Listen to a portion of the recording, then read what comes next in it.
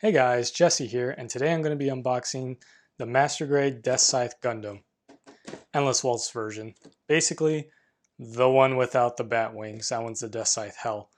This is the one that people rarely build and rarely take a look at just because most people generally prefer and enjoy the look of the Batwing version. So, for those of you who know me, you'll know that I generally don't like wings on my Gundam, and Gundam Wing was actually the worst offender for me. The Bat Wings and the Angel Wings, and even the regular wings, were just a little too much for me. So, but I do like the regular Death Scythe. He's looking pretty awesome in this kit. So, I'm sure I'm going to enjoy this. It's going to be a very simple build. The wing kits, especially the Master Grades, weren't super complicated. As you can see here, there's the Deathscythe Hell, which everybody loves. And then we've got the whole gang here. A whole bunch of info on Gundam Wing. Gundam Wing's Gundam designs went through so many iterations and changes, I can't even keep up with what was what. So all I know is Deathscythe looks awesome. He's got an awesome weapon, and he is rather plain, as you can see. Not a lot of panel lines and stuff going on, not too much service detail, but it's very indicative of the wing designs and Kotoki designs, so I really like it. I dig it. So showing here some of his action poses, some of the wrist movements. You've got my boy Duo here, Duo Maxwell, looking real nice. And really nice is because these are all Kotoki designs, even though it doesn't say Verka on the kit, you're going to get Verka style markings, which is also always nice. And I really like this weapon. I forgot what it's called, but it's a sort of shield beam sword thing. It's really cool if you ask me. Then some notes on articulation. Let's see, 2010, so 9-year-old kit, but I think all these Endless Waltz kits were just really good, really amazing. I personally enjoyed the Wing Verka that I reviewed a while back. That's actually one of my favorite looking kits, just right out of the box. It looks great. So first things first, you got the A plate, nice multicolor plate here. Got some red and white, mostly for the head part, and some just plain clear pieces, which is nice, which means you can paint this in whatever clear color you want. So I think I'm going to stick to the clear green. I might go clear red, but we'll see. We'll see how it goes. Very nice. Next up, we've got our only plate of orange here. Kind of yellow orange. It's more orange than yellow, but it's got a hint of yellow in there. It's very nice. I actually like, I know it's very simple, but I like the design of the Death Wings V-fin. Something about it going like that way is actually really cool.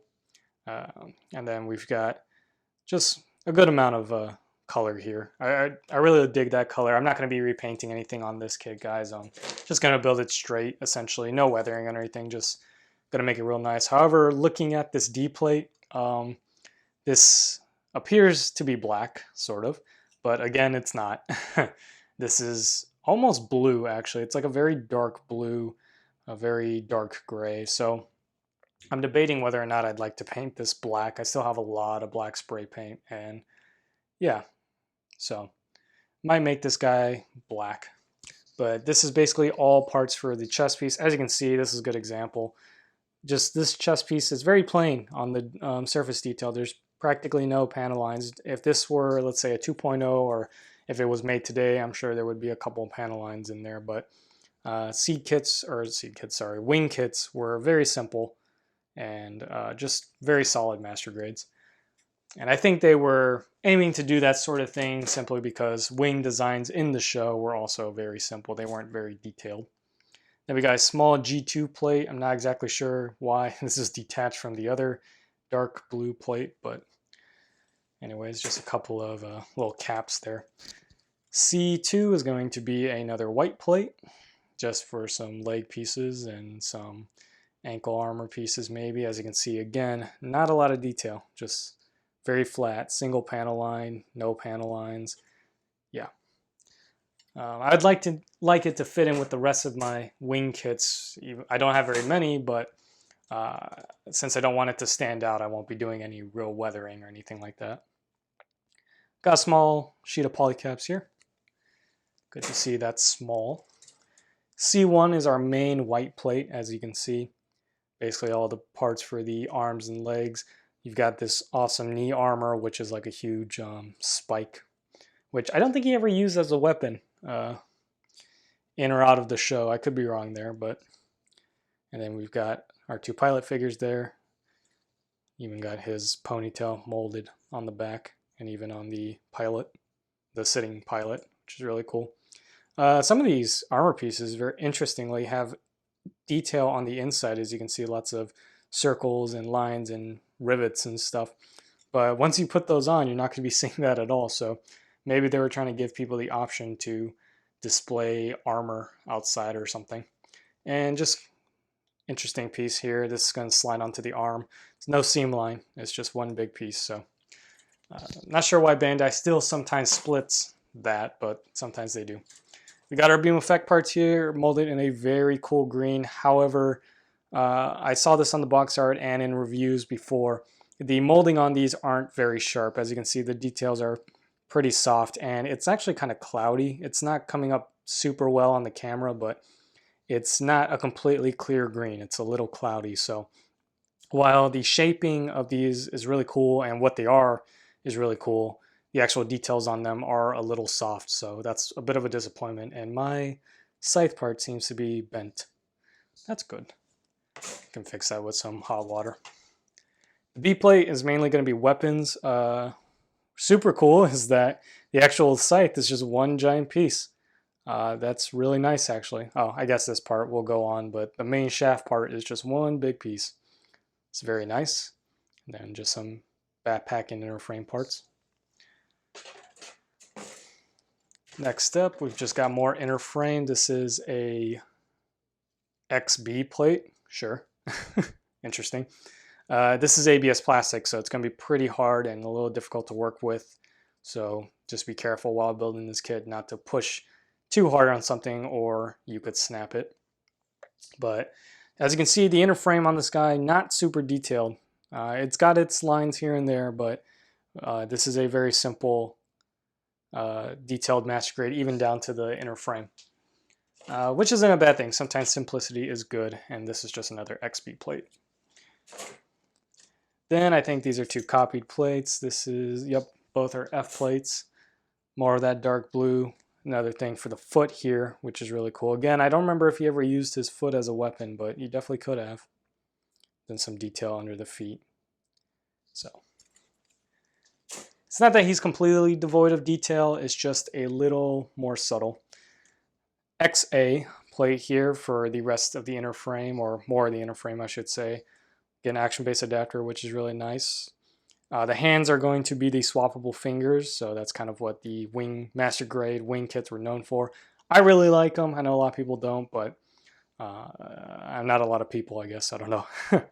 In any case, yeah, just inner frame parts, nothing too crazy. And then our last frame, or our last runner here is the H plate, going back to regular lettering format, I guess. Just more inner frame.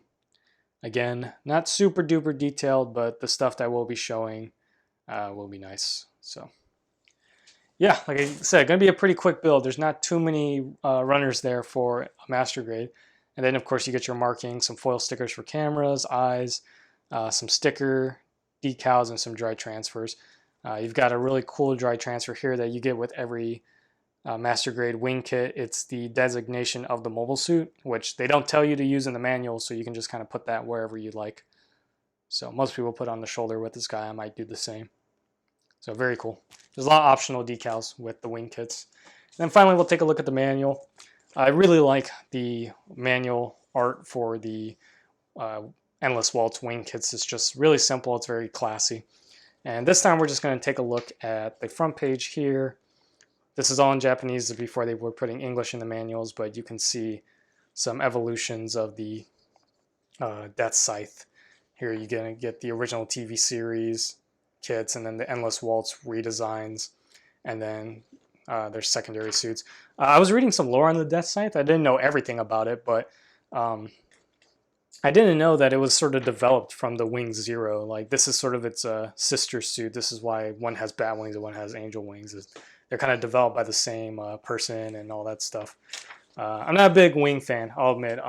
It's not that I only just don't like the designs. I didn't really grow up with it. G Gundam is what got me into Gundam, not Gundam Wing. But I did eventually watch it, and it was good. It was all right. Not super into it, but yeah, it doesn't hold as much nostalgic value for me as it does for other people.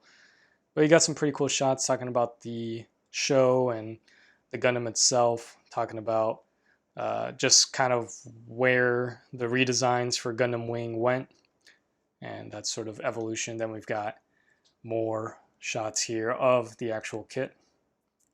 Looking really cool. Pretty excited to build this thing. I've been wanting this Master Grade for quite a long time, but I could only ever find the Deathscythe Hell. It's just recently my local hobby store ended up getting the regular Deathscythe, and I hopped on it. And on the last sheet, we're just going to get our marking guide. So, very cool. And on the back, just a nice front and back shot of the Deathscythe and that oh so wonderful 1-point step and a little painting guide for our figure. Yeah, gonna be a really quick build, gonna be a really fun build. Again, I've been wanting this kit for quite a long time, so I'm really glad to have it. And that's gonna be it for me for this video, guys. So thank you all for watching, and I will catch you all next time. Bye-bye.